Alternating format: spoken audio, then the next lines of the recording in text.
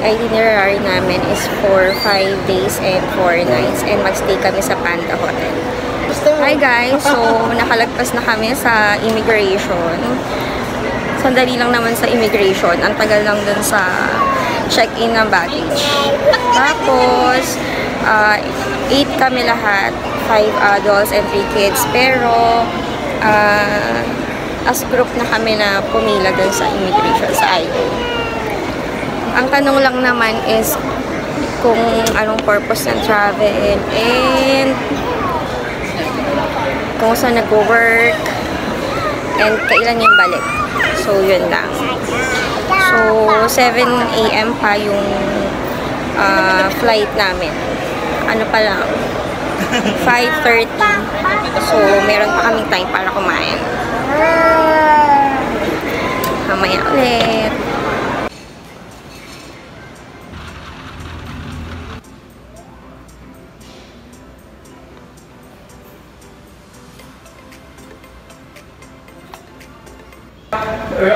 So yan, we're going to Hong Kong.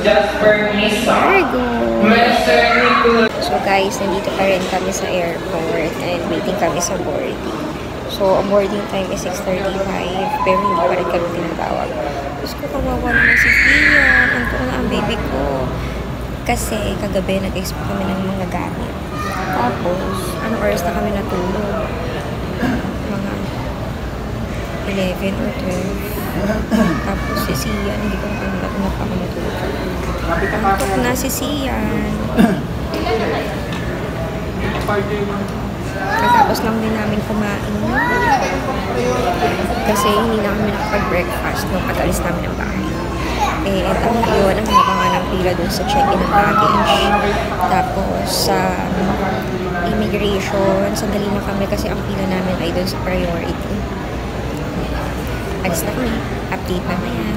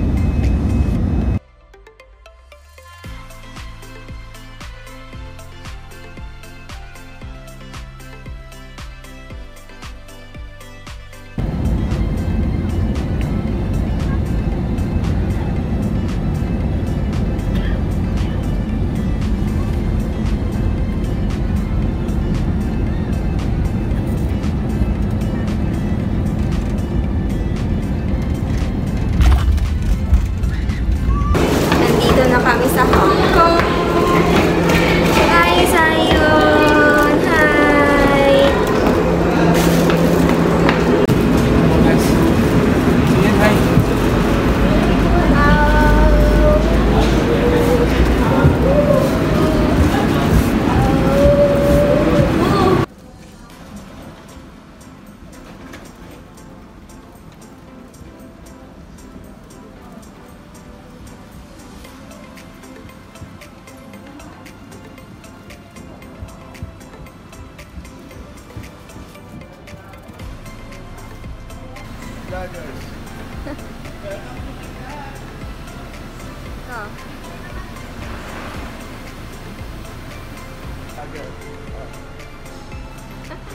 Punta na tayo immigration.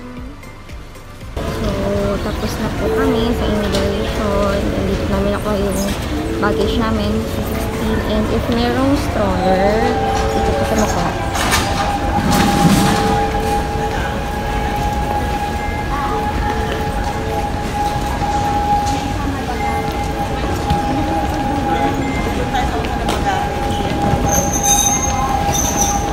Then, kukunin namin yung pocket wifi na rent natin sa Coke. Pala namin yung Hong Kong nitrates namin.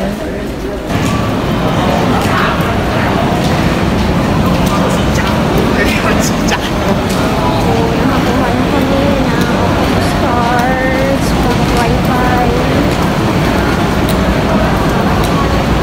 Ngayon kami nagpasok ng Panda Hotel.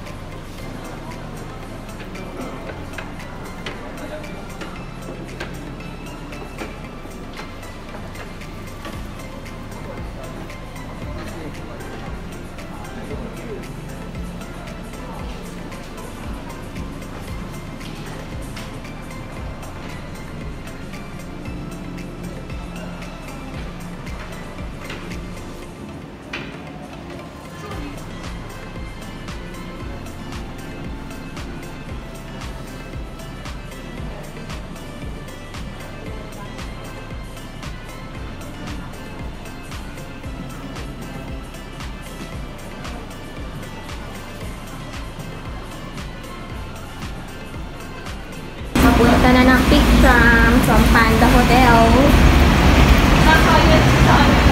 Papunta tayong Taiwo House Station, Ning. Kasama ko. Sama si Daddy. May senior na kasama. Lamig na, no?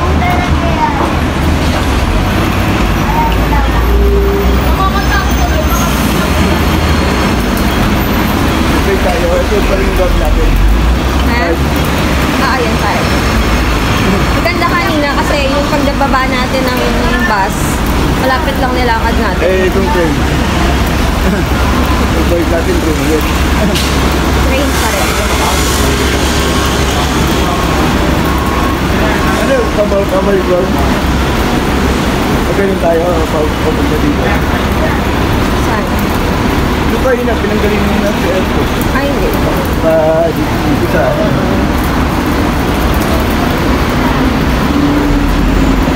yung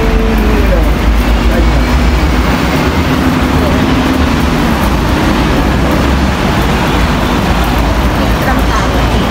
Tapos kay Terrace. Hindi ko pa din alam yung mga sasakyan. Kaya meron ako listahan. Ang layo nga lang nilalakarin ko. Pero okay.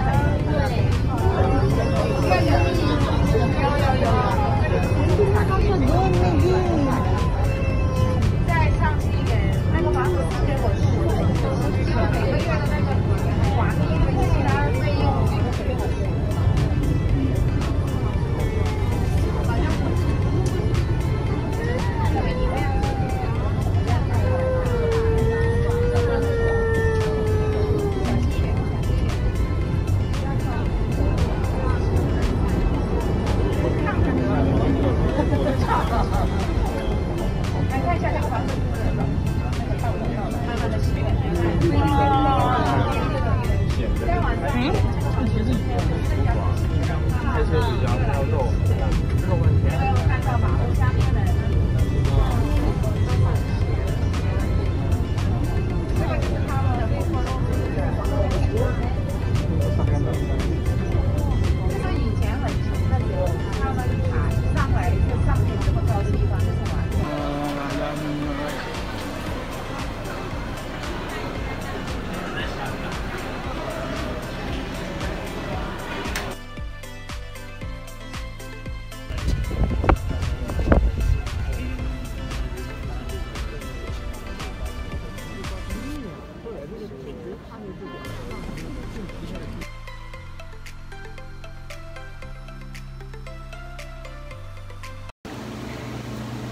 guys, so nung nasa Hong Kong kasi kami, hindi ako masyadong nakapagsalita dun sa video kasi meron akong kasama mga bata.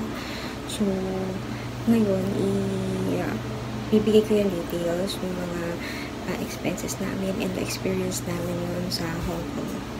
So, una, sa airfare, ang per head namin is 12 to 13K kasi late na kami nakapag-book. So, October na kami nag-book. And then, ang flight namin is November kasi nagpa-renew pa kami ng mga passport. Tapos, so, ang recommend ko talaga if nagpa-plan kayo na pumunta ng Hong Kong or kung saan mang country, so, dapat mas maganda talaga na mag-book in advance para maka-avail pa ng mga seat sale. Then, yung sa hotel naman,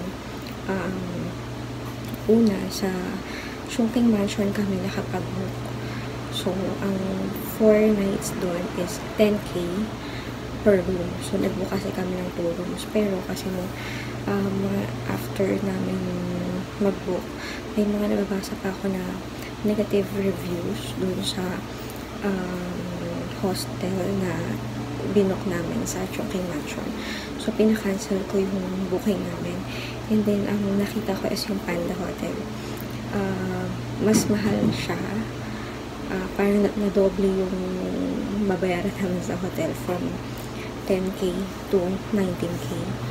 Pero, mas okay siya kasi una, pagdating pa lang namin doon, yung sa lobby, ang laki ng lobby, malinis, and then accommodating yung mga staffs nila. Tapos, maraming elevators. So, hindi matatagalan pumila sa elevator papunta sa rooms. Tapos, yung sa room naman, malaki yung room nila. 2 single beds. Tapos, may isang sofa. Tapos, may TV, may wifi. Then, yung bathroom nila, complete din. Hot and cold shower, toilet. Wala lang bidet, pero okay lang din naman. Tapos, may available din ng mga tissue. Tapos, shampoo, conditioner, shower gel. Yan, tapos may bathtub din. Tapos, every 2 days, nag-replace ka ng bedsheets and towels. Then, yung sa hotels namin, sa hotel, yung rooms ay binook namin sa Agoda. And then, yung sa Disneyland tickets, Ocean Park, Big Tram, and Sky Terrace, doon namin binook sa Klook. Tapos, una sa, yung papunta pa lang doon sa hotel, from airport to hotel, nagbus kami A31. So, mas okay sa amin yun kasi ang dami namin dala. So, hindi na namin ipag-transfer from station, from trains. So, isang sakay lang kami. Pagbaba namin, sa tapat ng Yanshay Hospital, konti na lang yung nilakad namin papunta dun sa hotel. Tapos dun sa Panda Hotel, sa baba kasi nun, meron mga shops and restaurants. So, nung dumating kami dun ng mga 11 AM, tapos ang check-in pa is 3 PM. So, iniwan muna namin luggage dun, tapos nag-lunch muna kami. Sa baba ng hotel, meron din mga shops and restaurants. Doon kami nag-lunch sa KFC. Tapos, meron din doon mga Starbucks, 7-Eleven, Pizza Hut, tapos marami pang ibang restaurants. Tapos, Yung 7-Eleven, doon kami bumibili ng mineral water. Tapos kapag late kami nakaka-uwi, wala na kaming maabutan na open na restaurant. So, doon talaga kami bumibili sa 7-Eleven. Yan. Tapos, yung packet wifi, sa clock din ako nag-rent. So, nakuha naman siya pagdating sa airport, yung nakuha yung packet wifi. So, nagamit naman namin siya doon sa 5 days namin na stay sa Hong Kong. Then, yung Octopus card, doon na din kami bumili sa airport. So, for adult, 200 HKD, 150 na load, then 50 HKD na deposit. Then, for kids, 100 HKD, 50 na load, and then 50 HKD na deposit. So, nung pabalik na kami ng Philippines, binalik namin yung packet wifi. Then, nirefund namin yung kung ilan pa yung balance doon sa Octopus cards plus yung deposit. So, yung nakuha namin na refund doon, nagamit pa namin yun, pambili ng food, bago yung flight. And then, meron kasing Hong Kong Disneyland shop doon sa airport. So, yung anak ko gustong-gusto yung Mickey Mouse na bubbles. So, yun yung binili din namin doon. So, lahat yung nakuha namin na refund from Octopus card, nagamit namin. So, walang natira sa amin ng Hong Kong dollar. Kung meron man, coins na lang. Ayun. Tapos, mahirap lang doon yung puro lakad. So, kailangan talaga merong stroller. Pero, minsan kasi may mga stations na walang elevator. So, kailangan talagang dumaan sa hagdan. Tapos, yung mga meron namang elevator, minsan lang mahaba yung pila sa elevator. Kaya minsan doon din kami natatagalan. Tapos, i-recommend ko din pala na kumuha kayo ng GoTime. Kasi, yung gamit namin pag kailangan namin ng Hong Kong dollar. So, nabibidro na kami. Sa mga stations naman, meron namang ang Bank of China na pwedeng mag-withdraw doon gamit yung GoTime. Ayun. Tapos, yung Hong Kong night rates namin, nakuha namin yun pagdating din dun sa airport. So, nagamit naman namin yun sa Tsim Sha Tsui, sa restaurant doon, Shia Wase, yung restaurant. Tapos, yung Hong Kong goodies namin, na nakuha namin from tickets na binili namin sa Cloak. Yung nagamit ko yung 600 HKD. Itong watch na to, binili namin sa City Chain, sa I-Square, katapat ng Chungking Mansion. So, 600, ito ay 700 HKD. Pero nagamit namin yung 600 HKD. So, nag-add na lang ako ng nasa 100 HKD. Yan. Sa immigration, ang halos lang sa amin doon is kung saan nag-work, anong purpose ng travel, and kung kailan yung balik. Pero, nag-prepare pa rin kami ng mga documents, like, sa mga working, nag-prepare kami ng COE, ng payslips, and yung proof ng leave. And then, sa mga kids, nag-prepare kami ng photocopy ng mga birth certificate. Tapos, yung marriage cert namin ng husband ko. Then, si daddy, senior kasi siya. So, ang pinrepare namin para sa kanya ay birth certificate and yung kung may maintenance siya ng medicines, yung reseta lang yun. Yun lang. Yun yung mga pinrepare namin. Plus, yung mga round trip tickets, pinrent ko yun. Plus, yung mga tickets sa Disneyland, Ocean Park, Big Track, lahat ng binili kong tickets sa Cloak, pinrent ko yun. So, naka-prepare yun lahat. Hindi naman siya natanong, pero mas okay na din na naka-prepare lahat kasi wala namang mawawala sa'yo kung i-prepare mo yun eh. Para lang ma-sure na kung may hanapit sa'yo, may mapoprovide ka, may mapapakita kang proof. Yun. So, guys, sana naging helpful sa inyo yung video na to. And sana marami kayong makuhang tips para ma-enjoy nyo yung stay nyo sa Hong Kong. And if meron kayong questions or requests, so comment lang kayo.